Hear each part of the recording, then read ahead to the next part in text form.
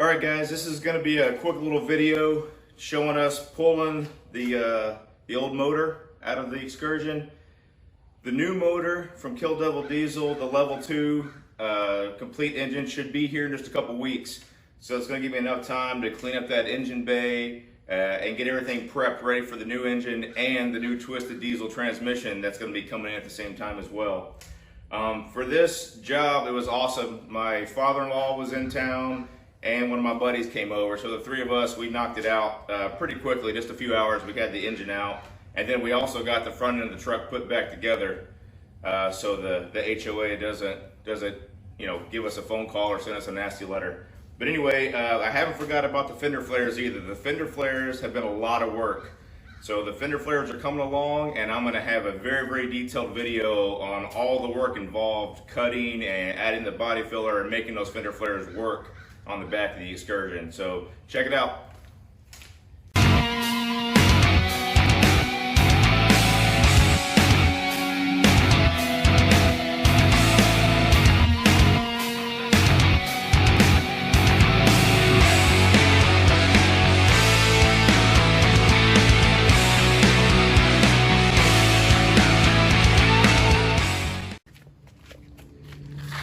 All right, so we're prepping to get the engine out. Got the radiator fan shroud out. We're getting everything cleaned up off of this. The next step though is gonna pull this fan out and then we'll go from there. Oh boy. All right, intercooler coming out. There it is. Now all kinds of room to get to the fan and clutch. So getting this fan out was quite the challenge. Took a 18-inch crescent wrench and had to beat on that while I was holding the pulley with like a 1/2-inch steel rod in place, and it still took some time. So if you're doing this, just be patient. Eventually you'll get it, but be ready to sweat a little bit for sure. Clutch, fan is out. That was a job beating on that thing. We had to get a monster 18-inch crescent wrench that would open up to 47 millimeters. Beat on that while I was holding the pulley in place, but we finally got it. That long. Holy crap. Makes no sense. Where do you think it was going? And here we're just getting the transmission cooler out and then kind of just cleaning up some little miscellaneous parts, getting out the radiator overflow.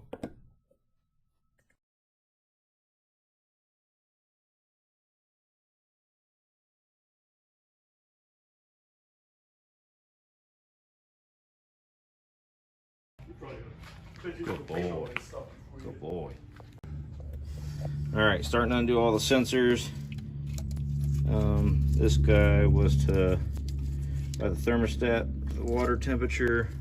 This guy was in the intake. This guy was in the back of the elbow here to the intake manifold. So just stepping through all the wires and unplugging and marking one at a time. All right, guys, lesson learned. As I'm standing here in the engine bay, me and the father-in-law to spend an hour going through unplugging all these sensors, marking everything, making sure we know where everything goes. And then we realized for the harness, all you have to do is unplug one connector from here and then these two connectors from right here off the body, those two connectors, and then your entire engine harness will be free with the exception of your positive battery terminal on this side that comes down and connects your positive and negative, negative that comes down and connects to a ground down here. And then you can do all this stuff with the engine out. to wire up the new engines. That's what we're gonna do. We were just gonna pull this whole harness off. Now we're just gonna pull the whole harness off once the engine's out, because what we ran into is the crank position sensor is behind this compressor, and I can't even get a shot of it, but it's back here, and see if I can even get a shot of it. Can't even see it. It's behind. You kind of see part of it right there. Really hard to see. And I'm having a heck of a time unplugging that because I can't even get my hands back there to it.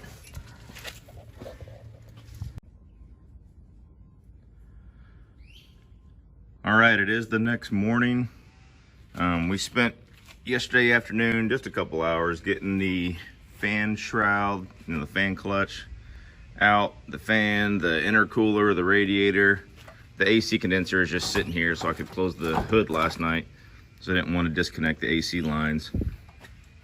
But the only thing we have left to undo is the turbo. I've got all the bolts pulled, but I still have to pull the turbo. And then debating whether or not we need to pull the power steering pump. We've already got the lines undone, and the AC compressor. We'll have to see. Hopefully we don't have to pull that, but we may have to pull those. Other than that, I think that is it. The engine should be ready to come out, and we'll get the grill off here, the grill and the bumper. So hopefully we'll have this engine out here in the next few hours. You know what's funny, when you run to Ace Hardware to get some chain for the engine lift and you come back and your father-in-law is inside your truck already getting to it this morning. All right, let's get this engine out. All right, grill and bumper off. That came off of something here. We're having trouble getting the turbo that came off of. out. I don't. All right, engine's ready to come out. We've got a chain loop through the front and the back lifting point back there. And we had to pull obviously the turbo and the oil filter housing and the fuel bowl, all that stuff.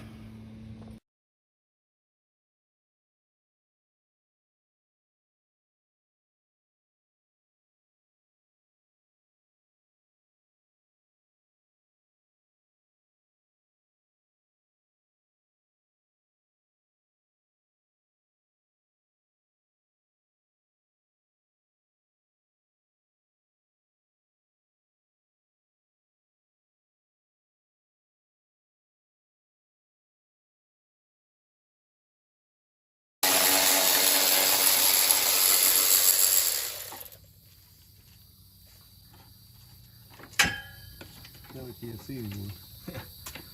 We're going. So we're dropping the oil pan to give us more clearance to get this engine out.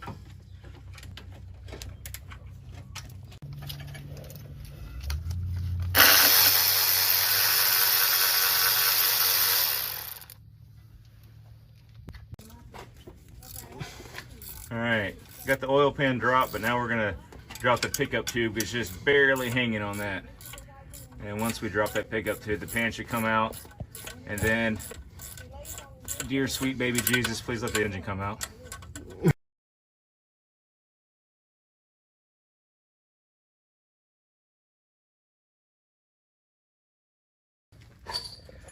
All right, so the engine's out. Maybe they were that. Spent some time cleaning this thing up before the new engine gets here. But in the meantime, we're gonna throw the grill back on, the bumper back on, just so the HOA doesn't get after us. We're gonna put the engine on a stand and roll it into the garage. Okay, stay tuned for Excursion Build Part 7. We'll go through the tremendous amount of work required to get these fender flares cut and fitting on the back of this Excursion. Stay tuned.